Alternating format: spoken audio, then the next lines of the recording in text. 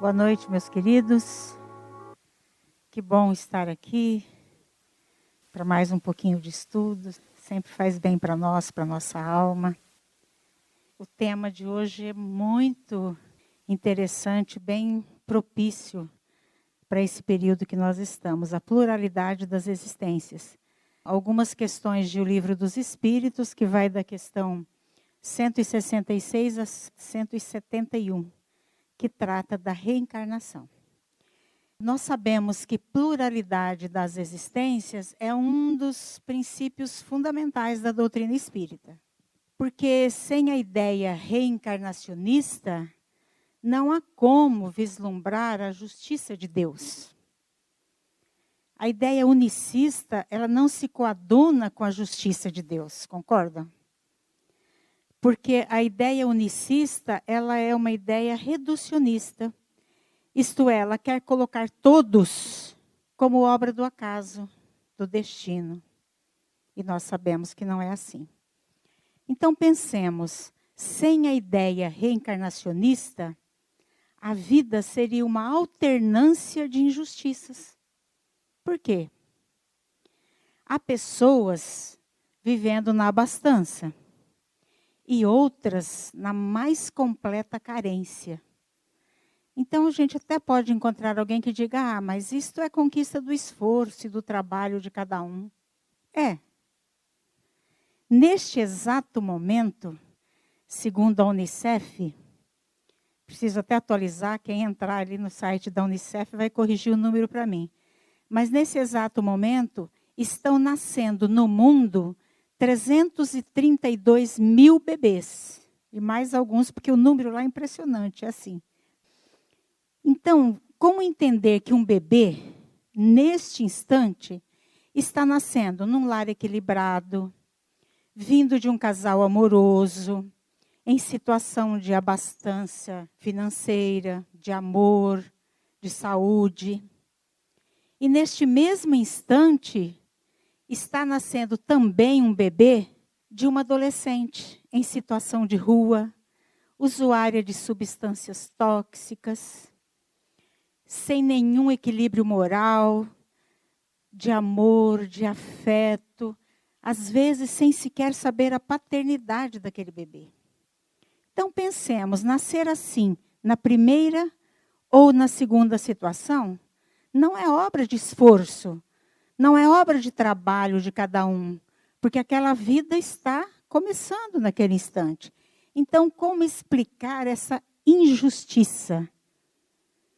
Portanto, queridos, não há espaço para entender a justiça de Deus sem a ideia reencarnacionista. E é importante destacarmos que a reencarnação não é uma invenção espírita, como muita gente pensa. Não foi criada pelo Espiritismo. O Espiritismo não criou a reencarnação.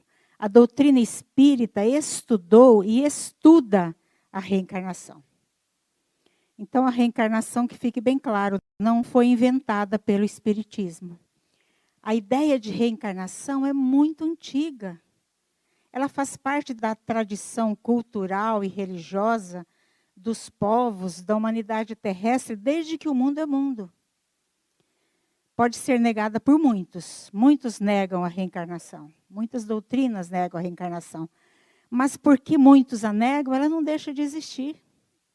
Negando ou não, querendo ou não, aceitando ou não, todos reencarnarão.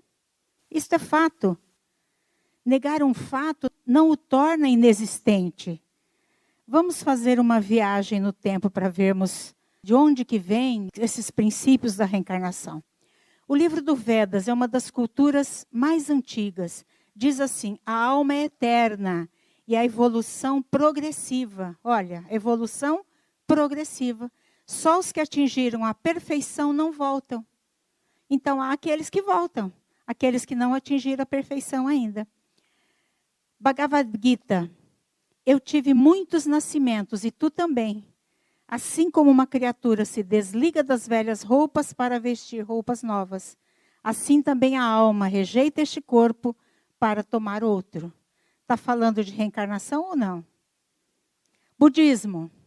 O que chegou ao fim dos nascimentos é o dono da sabedoria. Olha, o fim dos nascimentos. Então, mais de um. Não é? Masdeísmo, lá da antiga Pérsia. Se alguém espia e não faz jus a isto nesta vida, o fez na vida, em vidas anteriores. Os druidas. As almas não perecem, passam de um corpo para outro e se completam no infinito. O profeta Jeremias, lá no capítulo 1, versículo 5. Antes que no seio fosses formado, eu já te conhecia. Então, antes de ser no seio formado, ele diz que já conhecia aquela criatura. Então, conhecia de onde? Se estava sendo formado no seio naquele momento. Também em João, no capítulo 9, versículo 2, nós encontramos essa fala de João. João o evangelista, não confundir com João o Batista. Né? Mestre, quem pecou, este homem ou seus pais, para que ele nascesse cego? Ora, por que João pergunta, quem pecou, este homem que nasceu cego? Como que ele pecou se ele nasceu cego? Se não há uma reencarnação, ele pecou quando? Para nascer assim, não é? Lá no Apocalipse, no capítulo 10, versículo 11. Urge que ainda profetizes de novo a numerosas nações, povos, línguas e reis. Nesta citação bíblica do Apocalipse, quem estava profetizando era João o evangelista. Se ele diz, profetizes de novo, ora, na história, João só profetizou uma vez. Então, se lá no Apocalipse está falando profetizes de novo, quer dizer que ele já havia profetizado anteriormente. E se João foi Daniel, então esse de novo se tem razão. E Jesus? Em verdade te digo, quem não nascer de novo não poderá ver o reino de Deus.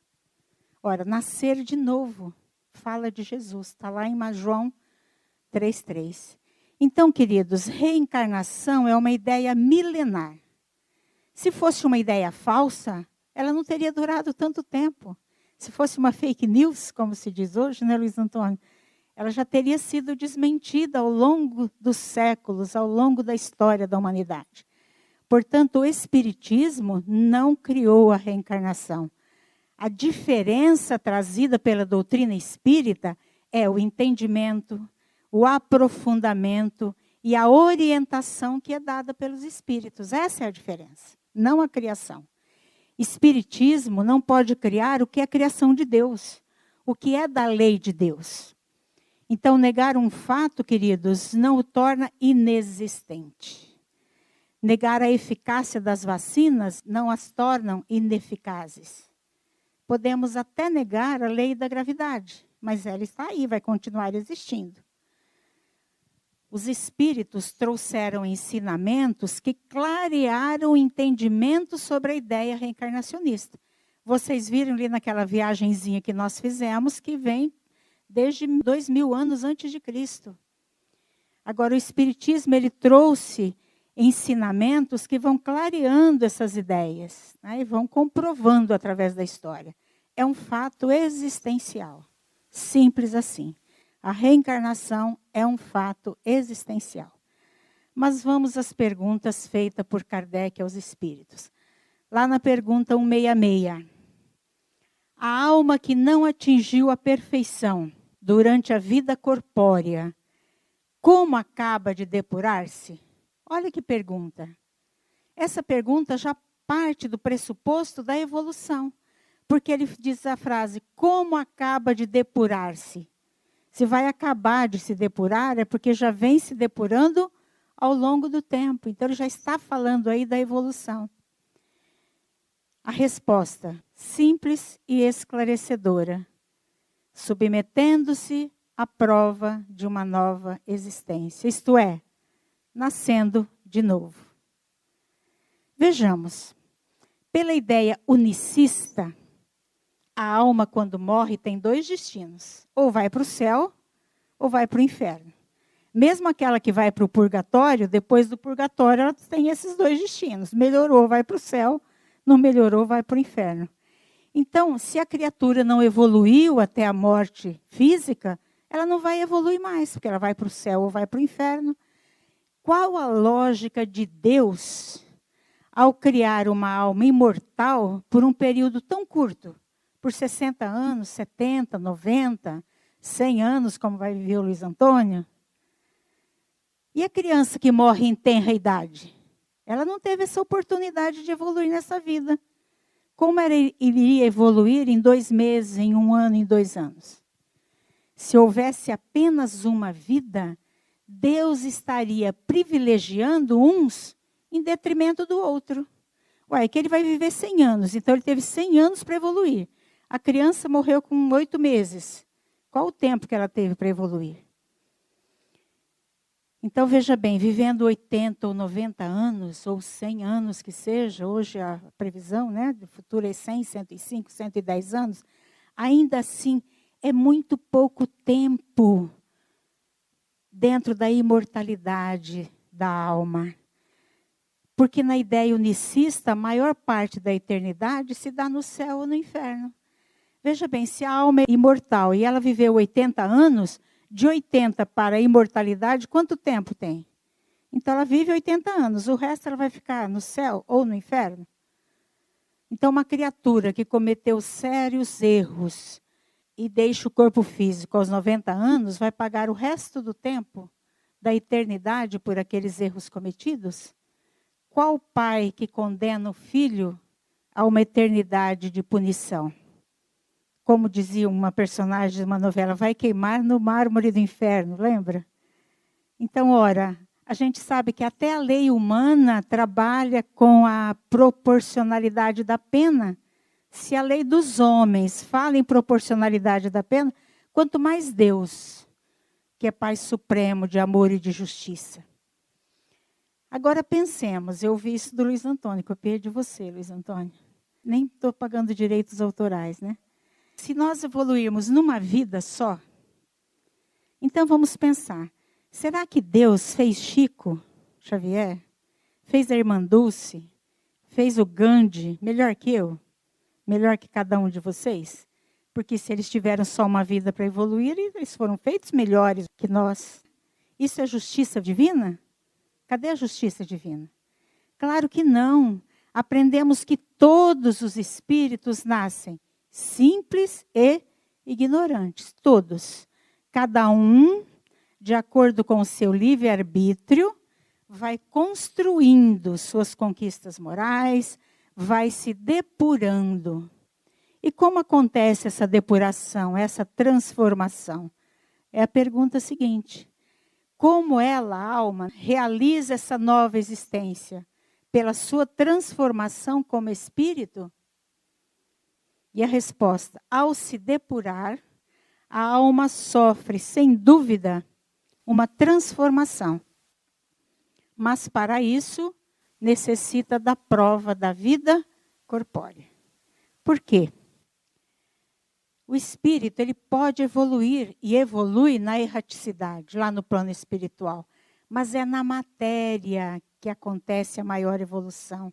É no desafio da vida física, passando por todas as labutas do dia a dia, pagando conta, criando filho, trabalhando. É nesse lufa-lufa da vida, com a escassez de recursos, ou talvez com a abundância de recursos, que o espírito, aí sim, ele põe em prática os conhecimentos adquiridos e evolui. É no plano físico, na carne, que nós mais evoluímos. E para isso, uma existência só é suficiente? Coitados de nós, né? Se fosse uma existência só insuficiente, coitados. Aí a pergunta do Kardec: a alma tem muitas existências corpóreas? Sim. Todos nós temos muitas existências. Os que dizem o contrário querem manter-vos na ignorância em que eles se encontram. Esse é o seu desejo. E ainda outra. Parece resultar desse princípio que após ter deixado o corpo, a alma toma outro. Dito de outra maneira, que ela se reencarna em novo corpo. É assim que se deve entender? E a resposta dos espíritos é evidente. Se está falando em reencarnação, é evidente que a alma, ao renascer, ela vai tomar outro corpo. Como é que esse corpício aqui vai ser sepultado? Os micróbios vão destruir tudo? Numa próxima encarnação, esse corpo se refaz? E reencarna de novo assim? Claro que não, é um novo corpo.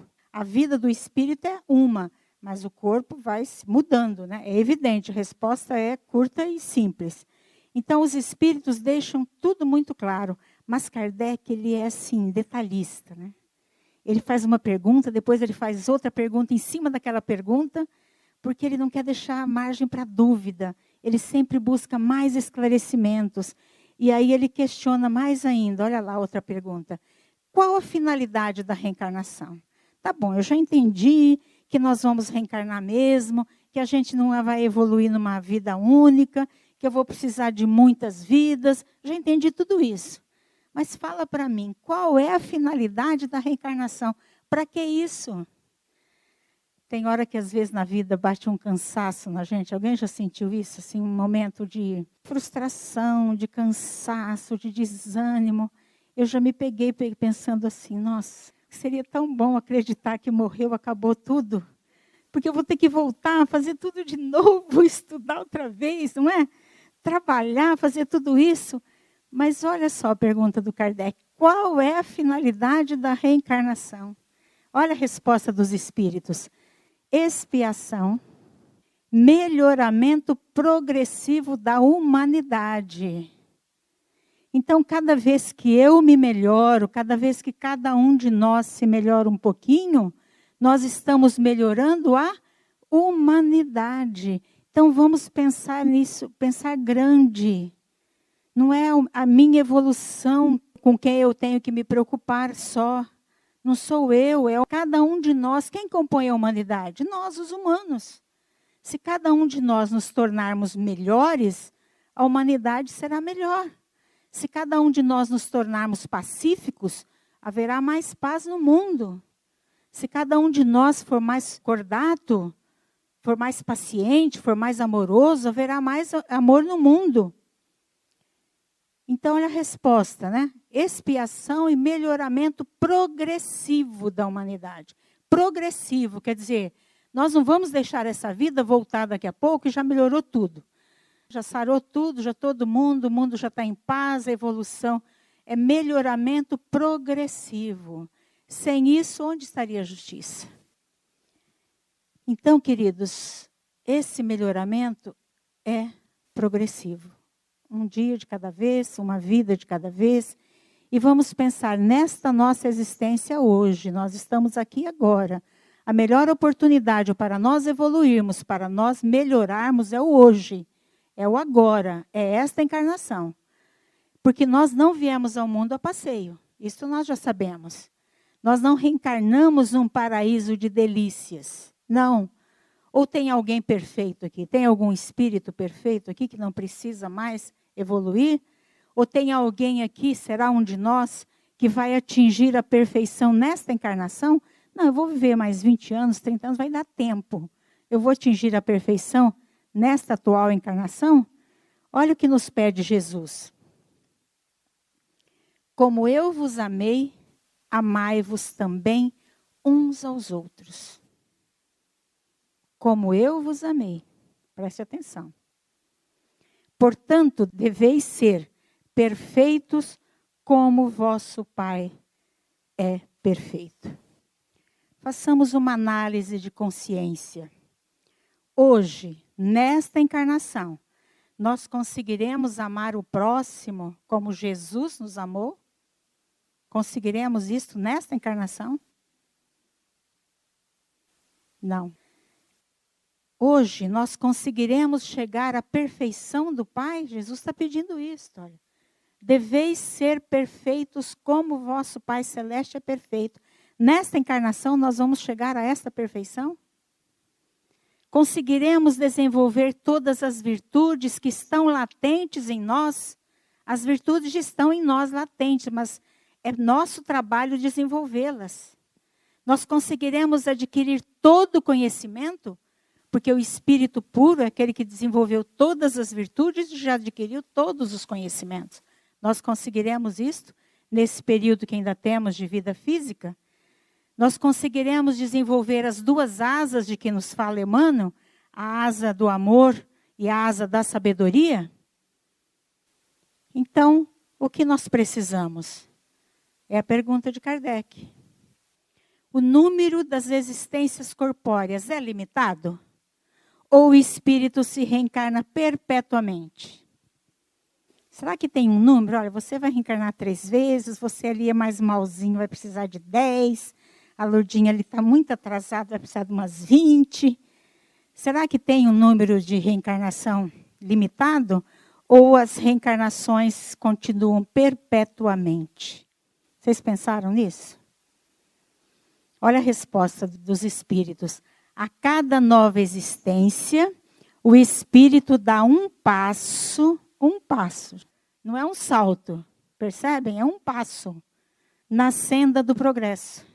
Quando se despojou de todas as impurezas, prestaram atenção nisso? Quando se despojou de todas as impurezas, não precisa mais das provas da vida corpórea. Então, a reencarnação é perpetuamente? Vai durar para sempre? Não. Até quando? Até nós sermos espíritos puros. Isto é, nós somos todos anjos em gestação. Um dia seremos anjos. Mas enquanto não atingirmos a angelitude, nós precisamos reencarnar. Precisamos desta vida, do trabalho aqui, na vida física, na vida corpórea, para nos depurarmos. Para todo mundo é igual? Um vai reencarnar mais 10, outro mais 20. Todo mundo que frequenta o Maria de Nazaré já está marcado lá, Luiz Antônio. Vai reencarnar só mais 3 vezes, já vai ser todo mundo santinho. É assim, todo mundo igual? Receitinha de bolo? Seria bom, né? Então, o número de reencarnações é igual para todo mundo? Ora, se nós somos criaturas com individualidade, o espírito tem a sua individualidade. O número de existências difere de um espírito para outro, difere de uma criatura para outra. O que nós precisamos entender é que viemos ao mundo para descobrir quem somos, de onde viemos e para onde vamos. E o que importa fazer? O que importa é aprender a lei de amor, é ser uma pessoa melhor a cada dia. Lembra do Santo Agostinho? Vamos refazer à noite a nossa trajetória e amanhã de manhã, bom, hoje eu vou me propor a ser melhor do que ontem. Como? Como assim? Exercitando as virtudes. Qual virtude ainda preciso? Eu preciso desenvolver a paciência, hoje eu sou paciente com todos e com tudo. Então, eu vou desenvolver a paciência, vou trabalhar a paciência. Quais as virtudes nós precisamos desenvolver? O desapego, o desprendimento, o desenvolvimento em nós dos valores morais, dos valores espirituais. E nesse ir e vir, nesse trabalho todo, nós vamos caindo e levantando. Porque a evolução, uma vez o Luiz Antônio explicou isso, eu copio muito o Luiz Antônio. Na evolução ele falou que a evolução acontece em espiral. Sabe a espiral? Vai assim, ó. Então você está aqui, de repente você dá uma caidinha, né? Erra de novo, sobe, cai de novo, vai. Então nós vamos caindo, mas levantando, sempre para o alto, sempre a caminho da luz. Agora, o número de encarnações depende de cada um. Depende desse caminhar. Depende da percepção das leis que regem o universo. Porque o livre-arbítrio é soberano. E o livre-arbítrio é nosso, de cada um. Há aqueles que querem levar a vida numa boa, sem compromisso com a própria evolução, sem compromisso com o próximo, sem compromisso com o planeta que é a nossa casa, e vai levando a vida. Sabe aquela história, deixa a vida me levar? É de cada um, mas Jesus nos alertou. A cada um segundo suas obras, disse o mestre. E o Chico, em várias obras de André Luiz, ele nos traz que quando o espírito chega no mundo espiritual, o que mais dói? O que mais pega lá em cima? A consciência do tempo perdido. Não é isso? Nós estudamos nas obras de André Luiz, o que mais pesa para o espírito é a consciência do tempo perdido. Então vamos pensar no nosso tempo. O que é que nós estamos fazendo com o nosso tempo? Como é que nós utilizamos o nosso tempo? Nossa, Ludia, mas então eu só vou ter que vir no centro, só vou ter que estudar espiritismo, a doutrina, o evangelho. Não, nós temos e precisamos do lazer, do convívio com os amigos, com a família, né? Com as viagens que a gente adora, né? Mas que nos faz tanto bem. É uma mescla, a nossa vida física é um repertório imenso. Agora, nós temos que bem aproveitar o nosso tempo. Isso é muito importante. E aí, olha lá, ele fala do número de encarnações, né? Que ele perguntou lá se é o mesmo para todo mundo. É o mesmo para todos os espíritos? Nós já vimos que não, né? Por quê? Aquele que avança rapidamente se poupa das provas. Ora, se ele evoluiu, ele já não precisa, né? O aluno que já passou de um ano da universidade para o segundo ano, ele não precisa mais fazer as provas do primeiro, ele já passou por ali. Não obstante, as encarnações sucessivas são sempre muito numerosas. Então, não creiamos nós que a gente vai reencarnar mais 2, 3 vezes, já vamos virar tudo santinho. Não. As reencarnações sucessivas são sempre muito numerosas, porque o progresso é quase infinito. Quase, não é infinito ainda. Mas, falando do aproveitamento do tempo, eu trouxe aqui uma frase do Carlos Torres Pastorino, lá naquele livrinho desse tamanhozinho, né, Minutos de Sabedoria, que ele diz assim: enquanto dispuser de tempo nesta terra, dirija seus passos pela senda do bem. Enquanto dispuser de tempo, porque haverá um momento que nós não teremos mais tempo. Verdade? A vida, assim, ó, acabou. Acabou. Você saiu ali, acontece alguma coisa, você cai na calçada, acabou. Cadê o seu tempo? Tem que esperar uma próxima encarnação. E quando virá a próxima encarnação? Não sabemos. Então, enquanto dispuser de tempo nesta terra, então, enquanto estamos aqui encarnados, trabalhando, vivendo, respirando, dirija seus passos para a senda do bem. É o trabalho no bem que vai nos depurando, que vai nos resgatando desses males do passado. É só por isso que é uma das máximas do Espiritismo: fora da caridade não há salvação. Então, é através do trabalho no bem. E a 170. Em que se transforma o espírito depois de sua última encarnação? Então, esse espírito aí já fez tudo o que ele tinha que fazer, né?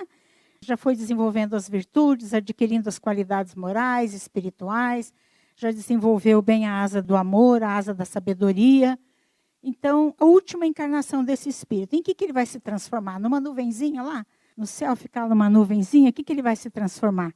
Olha a resposta dos espíritos. Um espírito bem-aventurado. Um espírito puro. Nós chegaremos lá? Com certeza. Com certeza. Quando? O caminhar é de cada um. Eu não tenho ideia de quantas pessoas estão aqui. Mas se estivermos em 50, são 50 caminhos diferentes. 50 caminhar diferentes. Porque cada um é individual. E lá na última questão, a 171, Kardec pergunta: sobre o que se funda o dogma da reencarnação? Tá bom, já entendemos reencarnação, vamos ter que reencarnar mesmo, não sabemos quanto ainda. Temos que trabalhar no bem para agilizarmos o nosso passo, não é assim? Se nós queremos agilizar a caminhada, temos que fazer por onde? Aproveitar o tempo, trabalhar no bem, estudar, adquirir conhecimento, desenvolver o amor ao próximo. Tudo isso faz parte do pacote.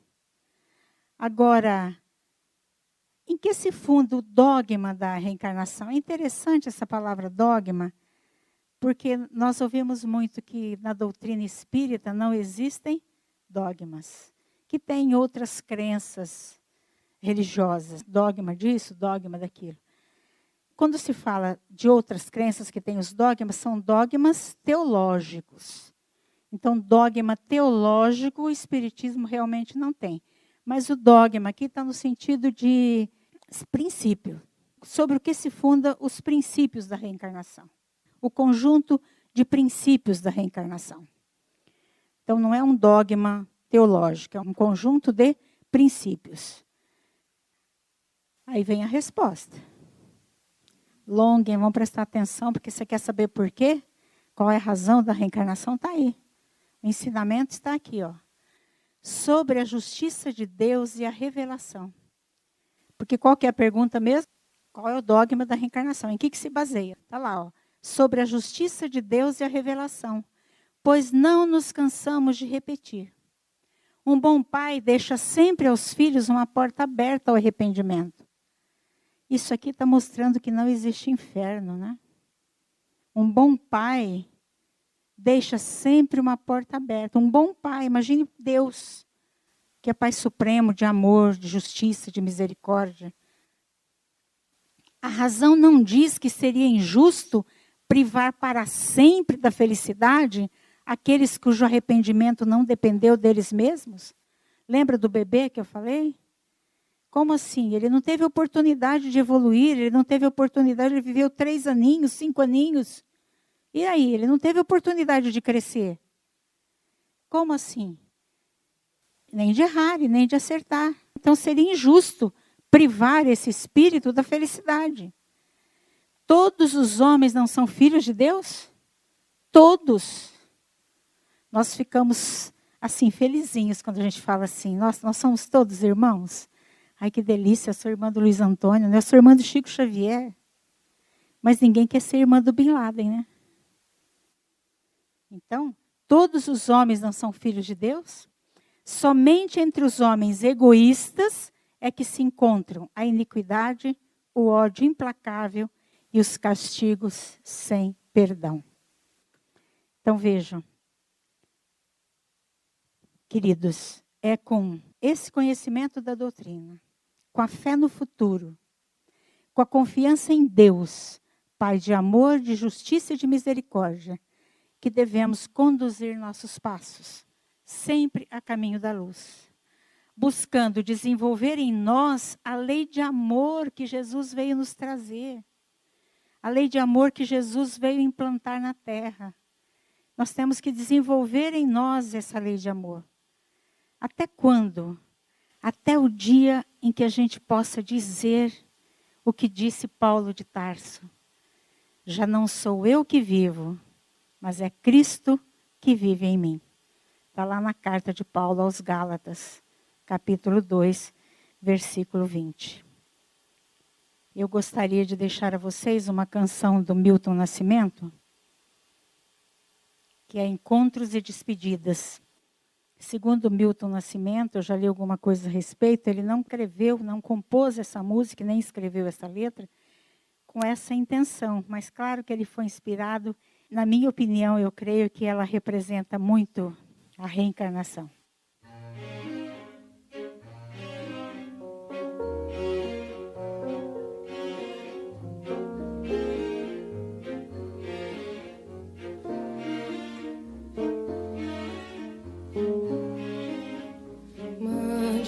Notícias no mundo de lá, diz quem fica. Me dê um abraço, venha me apertar, tô chegando. Coisa que gosto é poder partir sem ter planos. Melhor ainda é poder voltar quando quero.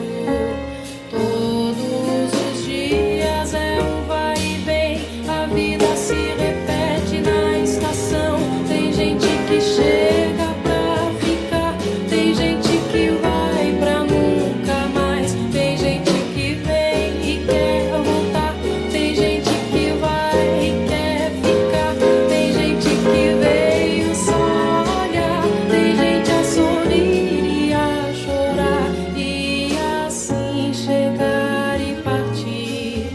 São só dois lados da mesma viagem. O trem que chega é o mesmo trem da partida. A hora do encontro é também despedida. A plataforma dessa estação é a vida desse meu lugar.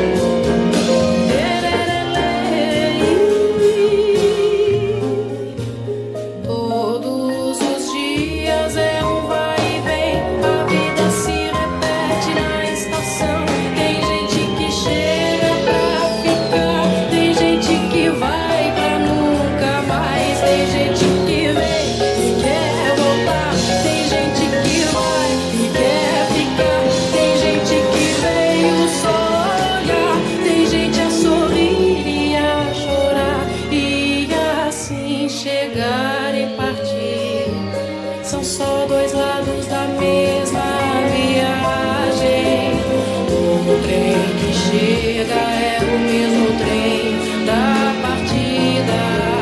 A hora do encontro é também despedida. A plataforma dessa estação é a vida desse meu lugar. É a vida desse meu lugar. É a vida. É a vida desse meu lugar. É a vida.